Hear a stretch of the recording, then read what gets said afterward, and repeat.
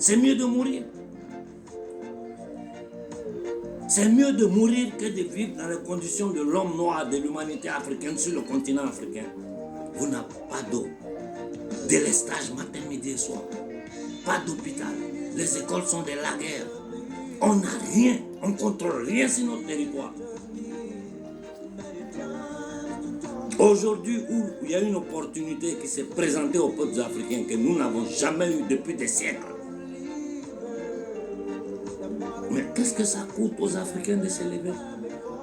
Au Bénin, vous attendez quoi pour vous lever? Vous attendez quoi? Rester sur la toile, bavarder, se lamenter du matin au soir, au Togo, en Côte d'Ivoire, en Gambie, en Guinée-Bissau. Partout en Afrique, les gens bavardent, ils se plaignent. Dans toute chose, il y a un processus. Il fallait d'abord expliquer et faire comprendre aux Africains la réalité de la situation. Ça a mis 10 ans, mais aujourd'hui, du fin fond de l'Afrique, tout le monde sait la vérité. Maintenant que nous savons la vérité, nous ne pouvons pas rester dans des analyses matin, midi et soir. Parce que ces gens-là sont machiavéliques. Et je vous ai dit, tout le système est basé sur l'exploitation de l'Afrique.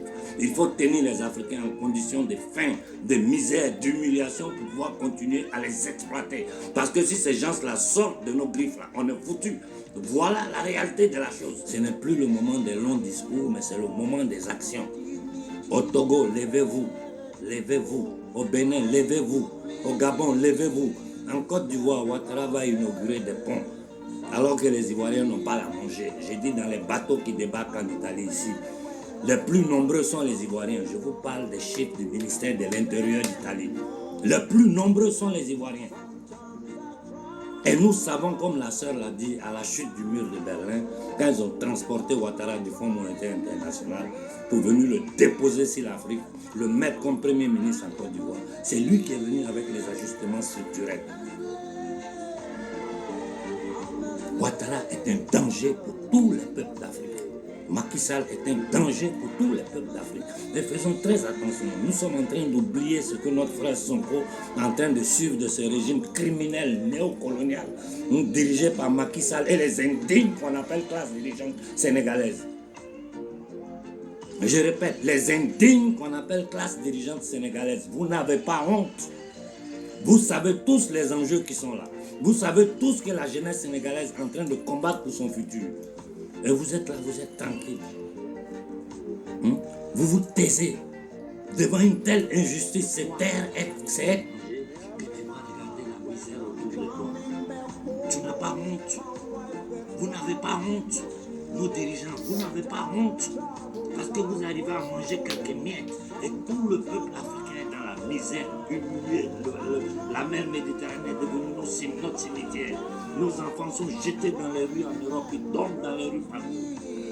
Et ils viennent, ils ramassent toutes nos richesses. Ils déversent tous les produits toxiques sur notre territoire. Un dégât ambiental qui est incalculable. La classe dirigeante africaine, un peu de dignité pour vous. Vous n'avez pas honte. Vous n'avez pas honte d'être dans ces conditions-là, de voir votre peuple comme ça, en pensant seulement à votre petit jardin, à vos petits intérêts. Vous n'avez pas honte. Les militaires africains, vous n'avez pas honte. Quand vous regardez le jeune Koïta, ça ne vous fait pas honte. Quand vous regardez le jeune Ibé, vous n'avez pas honte. Quand vous regardez aujourd'hui les militaires du Niger en train d'affronter les entités démoniaques occidentales, ça ne vous met pas mal à l'aise.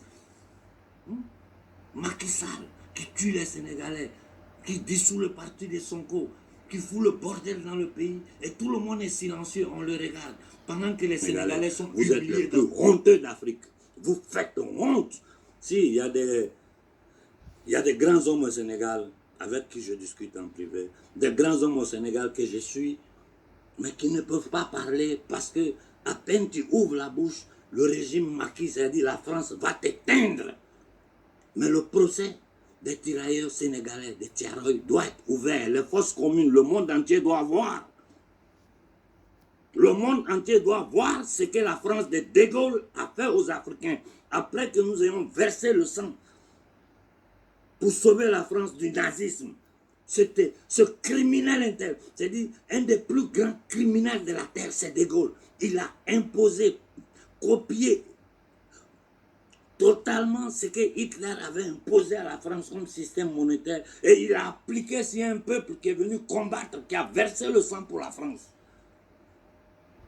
Et ça n'a pas suffi. Ils ont tué nos soldats, nos tirailleurs sénégalais, c'est-à-dire les soldats africains, les enterrés dans des fosses communes.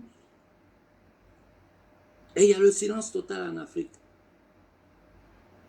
Africains, levons-nous dans toute l'Afrique de l'Ouest, l'Afrique centrale. Nous devons nous lever.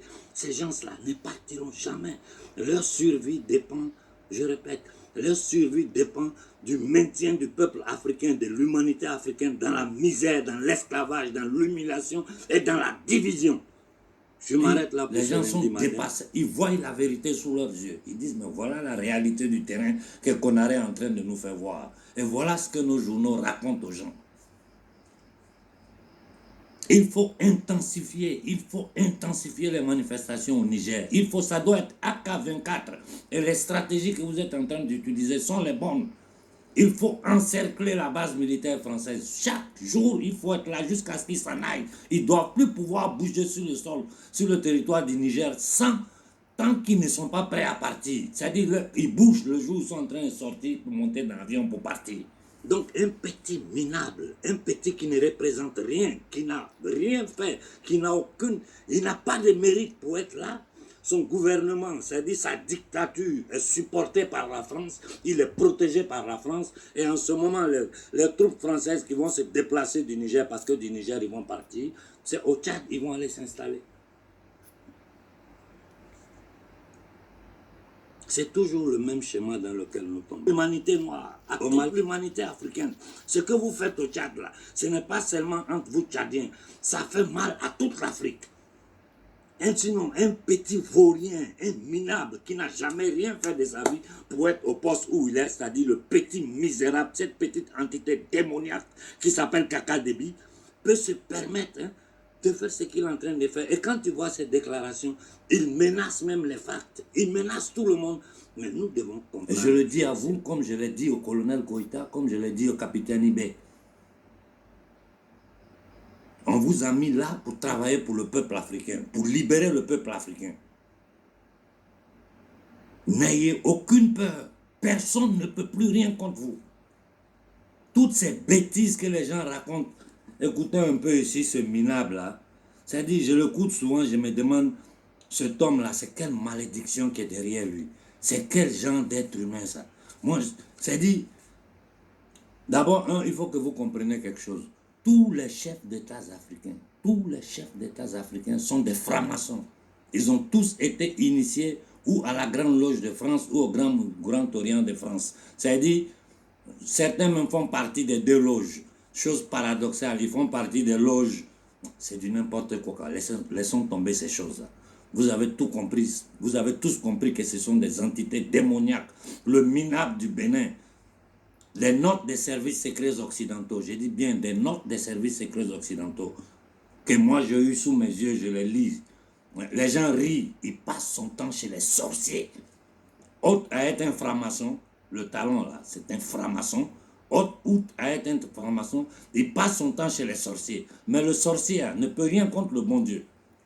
Les sorciers ne peuvent rien contre le bon Dieu. Le gouvernement est là pour servir, et non pour se servir, ou servir quelques puissants du jour ou de la veille.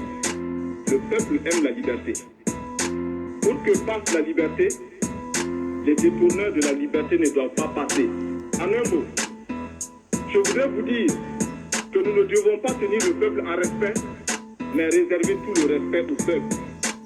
La liberté, ce n'est pas l'anarchie. Le peuple a droit à la liberté. Cette liberté ne doit pas se confondre avec la liberté pour les uns d'exploiter les autres pour des profits illicites, la spéculation, les détournements. Est-ce que vous êtes d'accord que nous maintenions dans notre administration des fonctionnaires pourris? Alors il faut les chasser. Nous les chasserons, nous les chasserons. Est-ce que vous êtes d'accord que nous maintenions dans notre armée des militaires pourris? Alors il faut les chasser. Nous les chasserons, nous les chasserons. Cela va nous coûter la vie peut-être, mais nous sommes là pour prendre les risques. Nous sommes là pour oser, et vous êtes là pour continuer la lutte coûte que coûte. La patrie ou la mort. Nous vaincrons, nous vaincrons, nous vaincrons.